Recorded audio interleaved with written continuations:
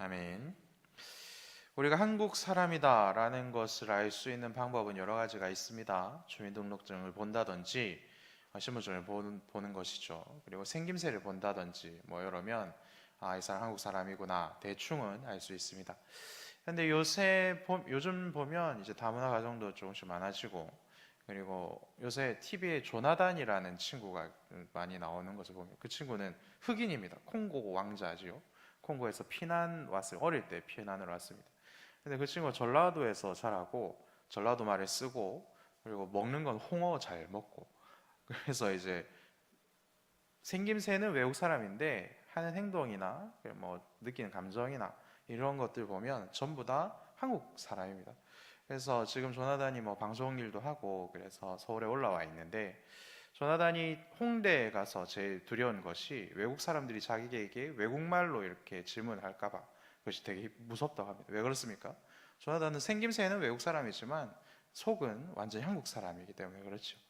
그리고 또 이제 우리가 한국 사람이냐 아니냐 이것을 또 확인할 수 있는 방법이 있는데, 어떤 부분에서 어떤 상황에서 어떤 반응을 비슷하게 보이느냐, 이것을 보면 우리가 또 이 사람이 한국 사람인지 아니면 다른 나라 사람인지를 확인할 수가 있습니다. 그래서 우리 한국 사람들에게는 비슷한 부분에서 느끼는 감정이 비슷하고, 그리고 비슷한 부분에서 욱하는 것도 이렇게 비슷한 것 같습니다. 어떤 부분에서 우리가 욱합니까? 우리끼리는 그죠? 우리끼리는 우리 학교가 되게 좀 별로 안 좋다, 옛날에 똥통이다, 이런 얘기 했습니다. 그래서 같은 학교 다니는 친구들끼리는 학교 욕해도 되고, 또 우리나라 사람끼리는 우리나라 참 답이 없다, 경제도 별로, 정치도 별로, 이렇게 우리나라 욕을 합니다. 그런데 이런 동일한 이야기를 다른 학교 친구나 다른 나라 사람들이 하는 걸 들으면 어떻습니까? 굉장히 기분 나쁘고 욱 하면 되죠. 우리 학교를 욕해도 우리가 욕하고, 우리나라를 욕해도 우리가 욕하지, 다른 학교 애들이나 다른 나라 사람들이 우리나라, 그리고 우리 학교, 그리고 우리 교회 이런 것들을, 우리 공동체를 욕하는 것을 참지 못합니다. 남자들은 또 어떻습니까? 어릴 때 저희들끼리 저도 경험하고 많은 분들이 경험했을 텐데, 친구들끼리 쟤 되게 바보 같다, 쟤 되게 못생겼다, 공부도 잘 못하지, 이런 얘기하면 남자들끼리는 그냥 웬만하면 참고 별로 그게 흉이 안 되거든요. 그런데 어떤 친구가 저한테 너 게임 되게 못하지 이러면 그날은 난리가 납니다. 내가 게임을 못한다 이러면서 따라 나오라고 그래가지고 한번 해보자 이래서 이길 때까지 그날은 정말 피가 튀깁니다. 어른들은 어떻게 생각해요? 너 장기 못하지, 아니면 너 낚시 잘 못하지, 이런 말 들으면 어른들은 남자라도 이렇게 욱하고 그것을 어떻게 해서든지 보여줘야 되겠다, 이런 생각을 하는 것 같습니다. 우리가 비슷한 부분에서 욱하는 것은 무슨 이유 때문이겠습니까? 그것이 우리 속에 있는 가장 마지막에 있는 남아있는 자존심이기 때문에 그런 것이고, 우리들이 비슷한 문화 속에서 살아가고 비슷한 감정을 공유하며 살아가기 때문에 그런 자존심도 비슷하고, 그렇기 때문에 비슷한 부분에서 욱한다라는 것이죠. 그래서 오늘 본문 말씀을 보면 바울의 설교를 듣고 있던 이스라엘 유대인 남자들이 다 같이 참지 못하고 욱하는 모습을 우리가 확인할 수가 있습니다. 그것이 어디입니까? 본문 21절 말씀입니다. 21절의 내용은 무엇입니까? 하나님께서 결국은 예수를 죽이고, 하나님의 아들 예수를 죽이고, 그리고 예수를 믿었던 스데반 집사까지 죽였던, 그러면서 그렇게까지 예수와 스데반 집사님을 죽이면서까지 복음을 거부하는 유대인들을 하나님이 떠나서 이제는 이방인들에게 복음을 전하기 위하여서 나를 보내셨다라는 그 말을 바울이 했을 때, 이방인들은 참지 못하고 그들의 옷을 벗고 이렇게 먼지가 나도록 이제 시위를 벌이기 시작했다라고 이렇게 말씀하고 있지요. 그래서 이 부분, 하나님이 이방인들에게 복음을 전하기 위해서 나를 보내셨다라는 그 부분에서 유대인 남자들은 참지 못하고 다 같이 욱하는 모습을 볼 수 있습니다. 이 부분에서 이들이 참지 못하고 폭발하는 이유가 무엇입니까? 먼저는 하나님의 아들로서 죄가 없으신 예수를 죽인 일과, 그리고 동일하게 죄 없는 스데반 집사님을 죽였던 그들의 죄가 다시 한번 선명하게 드러나기 때문이고, 두 번째는 덮을 수 없는 명확한 죄 때문에 하나님이 그들을 떠나 이방인들에게 가신다는 그 사실이 그들에게는 받아들일 수 없는 말씀이기 때문에 그렇죠. 앞선 이유는 예수가 하나님의 아들이 아니다, 그리고 스데반은 죽을 만했다라고 그들이 다 같이 작당하고 우기고 있었지 않습니까? 그런데 두 번째 이유, 복음이신 예수님을 죽이고 부활하신 예수님과 그를 믿는 자들을 죽인, 그리고 거부한 그 이유 때문에 하나님이 이제는 그들을 떠나 이방인들의 하나님이 되어주시기로 작정했다라는 그 말은 애써 예수를 죽였던 것을 외면하고 있었던 유대인들이 결코 받아들일 수 없는 그러한 말이라는 것입니다. 그리하여 격분하여 바울 사도를 죽이려고 달려드는 것이죠. 아브라함과 이삭과 야곱의 하나님은 영원히 우리들의 하나님이 되셔야 하는데, 할례받지도 않은, 벌레받도 못한 이방인들에게 하나님이 가신다, 그것도 우리를 버리고 가신다, 이것은 그들이 용납할 수 없는 자존심을 건드리는 말입니다. 이것이 그들의 알량한 믿음이라는 것이지요. 그런데 여러분, 우리들에게도 이러한 부분들이 있지 않습니까? 나의 알량한 기준과 나의 상식과 나의 방법으로만 모든 일이 되어야 한다고 믿는 그러한 알량한 믿음이 있습니다. 내가 이해하지 못하는 것은 절대 있을 수 없는 일이고 그것은 나쁜 일이다 라고 이야기하며 주변 사람들을 참 피곤하게 만들면서 땡꼬집을 피우며 우리가 신앙생활하는 것이 얼마나 많은지 모르겠습니다. 이 말씀을 전했을 때 다른 사람 얼굴이 막 떠오르십니까? 내가 참 그분 때문에 신앙생활하기가 힘든데, 이런 생각이 떠오르십니까? 여러분, 우리들은 여전히 제자리인 것입니다. 다른 사람의 이야기가 아니고 바로 나의 이야기인 것이죠. 예수님 만나고 죄를 용서받았고 하나님의 자녀가 되었음에도 불구하고 여전히 참지 못하고 욱하게 되고 견디지 못하는 부분들이 우리 모두에게 여전히 남아있지 않습니까? 욱하고 견디지 못하는 부분들이 있어서 여전히 하나님께서 나에게 보내주신 이웃들을 사랑하지 못하고 배척하고, 그리고 배척하지 않더라도 관심을 끊고 그렇게 살아가고 있지는 않습니까?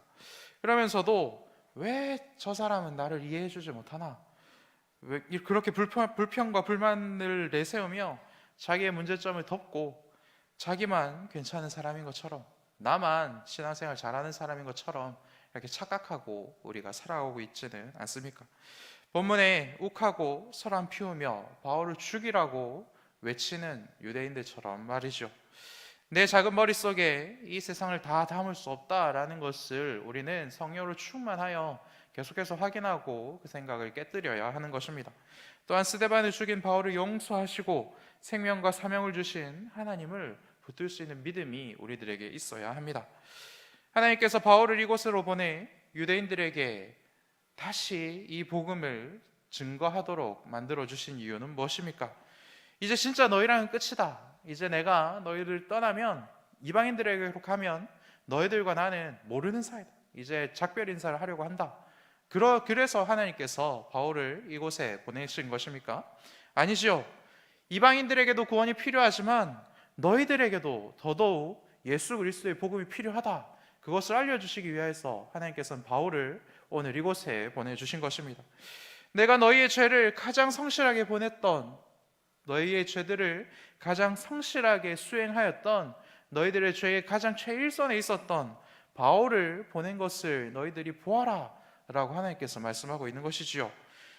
너희들보다 오히려 더 큰 죄를 지었던 바울도 예수를 믿었고 그리하여 구원을 얻었고, 그래서 내가 준 사명을 감당하기 위해서 이방으로 떠났듯이 너희들도 내 아들 예수를 믿기만 하면 용서받고 내가 너희들에게 주고 싶어하는 사명을 얻어서 너희들도 하나님 나라의 백성으로 살아갈 수 있다라는 것을 말씀하시기 위해서 하나님은 바울을 보내신 것이지요. 그러면 여러분, 어떻게 해야 우리도 이러한 은혜들을 누릴 수 있습니까? 우리들의 알량한 믿음을 깨고 우리들의 작은 세계를 깨고 우리들의 생각을 깨고 더 크고 넓으신, 크고 놀라우신 하나님을 믿고 하나님께서 맡겨주신 일들을 감당할 수가 있겠습니까? 먼저는 아버지께서 보내신 유일한 아들이신 예수님의 영이신 성령으로 충만해야 합니다. 우리가 성령으로 충만하면 내가 맞서고 싶지 않은 나의 추악하고 더러운 죄를 마주할 수 있고 아버지 하나님께 예수의 이름으로 고백하는 일을 멈추지 않을 수가 있는 것이죠. 그럴 때 우리는 크고 놀라우신 하나님을 받아들일 수 있고 하나님의 생각에 순종할 수 있고, 그리고 하나님의 생각에 순종할 때 하나님 그 일을 통하여서 영광을 받으시는 것입니다. 성령으로 충만하였던 사도들이 하나님의 말씀을 들었을 때 쉽게 순종한 것이 아니죠. 하나님께서 베드로에게 그런 굽이 갈라지지 않은 음식들을, 그런 동물들을 보여주시면서 이제는 이것을 먹어도 된다라고 이야기했을 때 베드로가 쉽게 순종하지 못했습니다. 우리 사도행전 말씀을 묵상하면서 다 보았지 않습니까? 성령으로 충만하였던 베드로에게도 이방인들에게 복음을 전해야 한다는 것은 받아들이기 힘든 것이었습니다. 그런데 성령으로 충만하였더니 그가 하나님께 나아가서 그의 죄를 용서받았더니 예수님을 3번이나 부인하였던 적이 있었지만 그럼에도 불구하고 하나님께서 나를 용납하여 주셨다는 그 사랑을 경험하였더니 베드로는 그제서야 하나님께 순종할 수 있는 사람이 된 것이죠. 우리도 마찬가지인 것입니다. 우리가 성령으로 충만하여 계속해서 하나님께 나의 죄를 고백하고 내가 여전히 나의 것을 깨뜨리지 못하는 나의 부족함을 하나님께 고백하고, 하나님께서 맡겨주신 일들을 난 지금은 순종할 수 없지만 하나님 순종할 수 있도록 나를 지켜주십시오라고 하나님께 고백하면, 그러면 하나님께서는 베드로에게 하셨던 것처럼, 바울에게 하셨던 것처럼 우리들을 통하여서 하나님의 일을 행하기 시작하시는 것입니다. 이 일이 쉬운 것이 아닙니다. 그렇기 때문에 하나님께서는 계속해서 우리들에게 말씀을 주시고 우리들을 인도해 나가시는 것입니다. 그래서 여러분, 성령으로 충만하시고 하나님을 만나는 일에 게을리하지 아니하시고, 그리고 하나님을 만나는 일에 게을리하지 아니하셨다면 그때부터 나의 마음을 깨고 나의 생각을 깨는 그 일에 계속해서 도전하시고 하나님께서 인도하시는 그 인도하심에 순종하시는 그런 은혜들을 누리시길 바랍니다. 누구에게도 쉬운 일이 아닙니다. 하지만 우리가 하나님께 매달려 있으면 하나님께서는 이 일을 함께 해 나가시는 것이죠. 이러한 은혜를 누리시길 바랍니다. 그래서 이러한 이야기를, 이러한 복음을 이렇게 메시지를 던졌을 때 이제 바울을 향한 소동이 크게 번지는 것을 우리가 볼 수 있습니다. 예수를 죽이라고 소리쳤던 이 유대인들은 이제는 바울을 죽여야 된다. 저 사람은 이 세상에 존재할 가치가 없는 사람, 저런 이상한 말 하는 바울을 이곳에서 없애버려야 된다라고 고함을 치기 시작합니다. 그리고 이것을 본 천부장이 그를 이제 영내로 끌고 들어가죠. 그리고 이 소동의 주인공 바울을 묶어서 채찍질하라라고 백부장에게 명령합니다. 천부장이 별다른 신문이나 조사도 없이 바로 바울을 묶어서 때리고 신문하라고 명하는 이유는 무엇입니까? 천부장이 보았을 때 바울은 별 볼 일 없는 현장에서 잡힌 현장 체포범이기 때문에 그렇지요. 바울은 천부장이 도착하기 전에 유대인들에게 매맞고 있었습니다. 그래서 천부장이 가서 그 매맞는 현장에서 그를 구출해낸 것이죠. 천부장이 영내로 인솔하던 도중에도 층대에 이를 때에 유대인들이 바울을 때렸다라고 성경은 또 기록하고 있지 않습니까? 그래서 바울이 나쁜 사람이라 증언하는 증인이 대다수이고, 그리고 바울은 현장에서 잡힌 다소 사람이면서 동시에 유대인 죄인이기 때문에 따로 신문할 필요가 없다라고 생각하고 이러한 명령을 내린 것입니다. 다소에서 태어난 유대인, 그리고 피난민인데 왜 피난민이라고 말씀드리냐면, 학자들은 이 바울의 부모님이 로마가 이스라엘이 쳐들어왔을 때 갈릴리에서 살다가 이 다소 지역으로 피난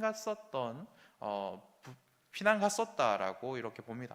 근데 피난을 갔었는데도 그 집안이 부가 굉장히 많았고, 그리고 정치적으로도 영향력을 많이 끼칠 수 있었기 때문에 이제 바울은 그곳에 가서 태어났음에도 로마 시민권을 얻었을 것이다 라고 이렇게 학자들은 보는 것이죠.